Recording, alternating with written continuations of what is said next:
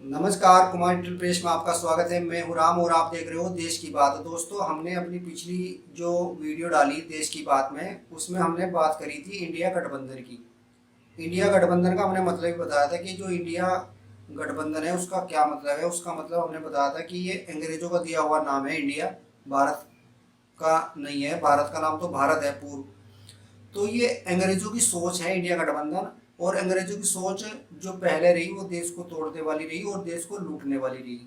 और अभी जो मुंबई के अंदर इंडिया गठबंधन की मीटिंग हुई, वहाँ से जाने के बाद में जो डीएमके पार्टी है तमिलनाडु की, उनके जो वहाँ के खेल मंत्री है उदयनिधि स्टालिन, उन्होंने एक बयान दिया सनातन धर्म के खिलाफ।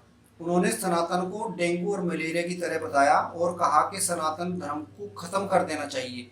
इतनी भयानक गंदी सोच किसकी? उदयनिधि स्टालिन। कौन है उदयनिधि स्टालिन? इसके बारे में मैं बता दूं, ये एम के स्टालिन जो वहाँ के मुख्यमंत्री है तमिलनाडु के, उनके पुत्र हैं और वर्तमान सरकार में खेल मंत्री भी है। तो पिता और पुत्र दोनों, एक मुख्यमंत्री एक खेल मंत्री। और इनके जो पिताजी थे डीएमके के जो अध्यक्ष भी थे और डीएमके पार्टी जिन्होंने बनाई थी, करुणानिधि, एम के करुणानिधि, उनके ये पौत्र है। दोस्तों, ये किस धर्म को मानता है? ये ईसाई धर्म को मानने वाले लोग हैं। और सोनिया गांधी भी ईसाई धर्म को मानने वाली है। तो इनकी जो बैठक हुई मुंबई के अंदर इंडिया गठबंधन की, इनकी आपस में बात हुई होगी और इन्होंने कहा होगा सनातन धर्म को खत्म करना। अब ये गए वहां पे तमिलनाडु में और इन्होंने बयान दे दिया कि सनातन धर्म तो डेंगू और मलेरिया की तरह है, इसे खत्म कर देना चाहिए। क्योंकि इनकी ज्यादा उम्र नहीं है, 45 वर्ष की आयु है इनकी, और इतनी समझ भी नहीं है ना क्या बयान देना चाहिए क्या नहीं देना चाहिए। पर मगर जो इनकी सोच है अंदर की, वो इन्होंने उजागर कर दी। आज तो ये सनातन धर्म को खत्म करने की बात कर रहे, कल को ये इस्लाम धर्म को भी खत्म करने की बात करेंगे। मगर कहीं भी ये ईसाई, ये इंडिया वाले, जो इंडिया नाम दिया जिन्होंने, जिन लोगों ने, ये ईसाई धर्म को मानने वाले लोग, इन्हें कभी पनपने नहीं देते। आज तक कोई भी बड़ा काम मुस्लिम कंट्री द्वारा नहीं किया गया और उन्हें अपने खोपचे में रखते हैं। मगर अब क्या कर रहा भारत, जो दिन प्रतिदिन प्रगति करता जा रहा और इससे ही बौखला गए हैं। बाहर से फंडिंग हो रही है। और जो यहाँ ईसाई नेता है ना, ईसाई नेता जैसे करुणानिधि की पार्टी होगी, उनके पुत्र, उनके सपुत्र, पौत्र, ये सब ईसाई धर्म को मानने वाले हैं। सोनिया गांधी, राहुल गांधी और बहुत सारे ऐसे अंदर जिन्हें लोग नहीं जानते, वो ईसाई धर्म को मानने वाले लोग सनातन को खत्म करना चाह रहे हैं। और आप ये देखिए भारत के अंदर सनातन के जो अनुयायी है वे सो रहे हैं आराम से, उन्हें कोई फर्क नहीं पड़ता। कुछ लोगों ने, कुछ संतों ने इसका विरोध किया, मगर जनता में कोई इसका ज्यादा प्रभाव नहीं पड़ा। लोगों को पता भी नहीं कौन है स्टालिन, क्या उसने बयान दिया तो उनको कोई फर्क नहीं पड़ रहा। तो सनातन को मानने वाले लोग तो सो रहे, वे तो तब जगेंगे जब बहुत देर हो चुकी होगी। जबकि भारत के अंदर, देश के अंदर ऐसे बयान देने वालों का कोई स्थान नहीं होना चाहिए। वह अभी तक मतलब कि नहीं रहना चाहिए था बयान देने वाला, यहाँ पर उसे निकाल देना चाहिए था देश के अंदर से। मगर दुर्भाग्य है देश का, भारत के अंदर रह रहे और भारत के सनातन के खिलाफ ही लोग बयानबाजी कर रहे हैं और उनका कुछ नहीं बिगड़ा। अफसोस भी नहीं जता रहे। उन्होंने ट्वीट किया बाद में और उसने कहा कि मैं कानूनी कार्रवाई से डरता नहीं और उसका पूरा सामना करूंगा।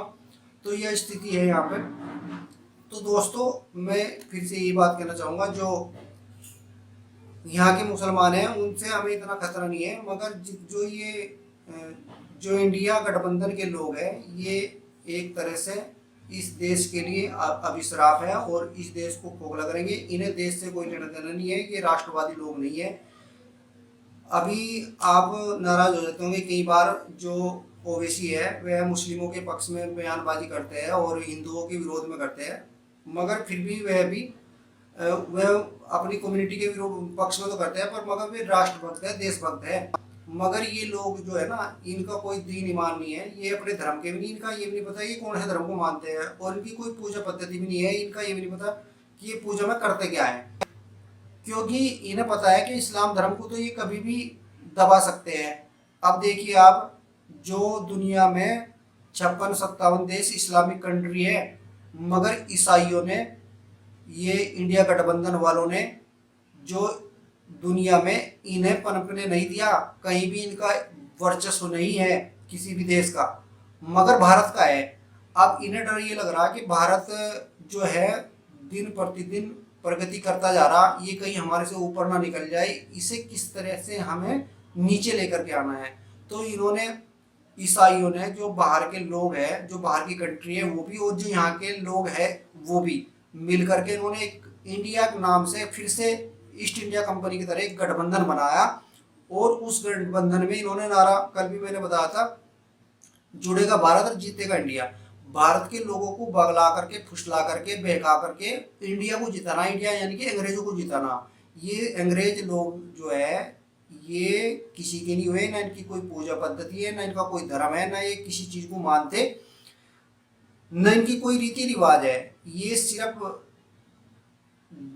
मानवता के दुश्मन है, सनातन धर्म के दुश्मन है। सनातन को खत्म करना, जो सनातन को खत्म करना चाह रहा वो तो मानवता का दुश्मन है साक्षात। इससे मुसलमानों से भी ज्यादा ये खतरनाक है। मुसलमान भी राष्ट्रभक्त, देशभक्त हो सकते हैं, और मुसलमान तो हमारे भाई है। मुसलमान तो हिंदू हुआ करते थे पहले, ये तो कन्वर्ट होके मुसलमान बन गए। ये कभी भी बदल सकते हैं, ये कभी भी हिंदू हो सकते हैं, मगर ये लोग, इनका जिनका कोई दीन ईमान धर्म नहीं होता, उनका कभी कोई भरोसा नहीं किया जा सकता। तो मैं अपने देशवासियों से यही अपील करना चाहता हूँ, इनकी सोच आप देख लीजिए, और 2024 में जब चुनाव आएंगे आप सोच समझकर वोट करना, नहीं तो ये देश फिर से गुलामी की उसमें चला जाएगा और बंटवारे की कगार पे फिर से खड़ा हो जाएगा। ये फिर से हिंदू मुस्लिम में को लड़ाएंगे, और फिर से इस देश की दुर्गति वही हो जाएगी जो 1947 से पहले थी। तो दोस्तों, आप जुड़े रहिए हमारे साथ में। देश की बात में हम नए मुद्दे पर फिर आपके साथ में कोई वीडियो लेकर के आएंगे अगली बार। आप हमारे चैनल को सब्सक्राइब कर लीजिए, वीडियो को लाइक और शेयर जरूर कर देना।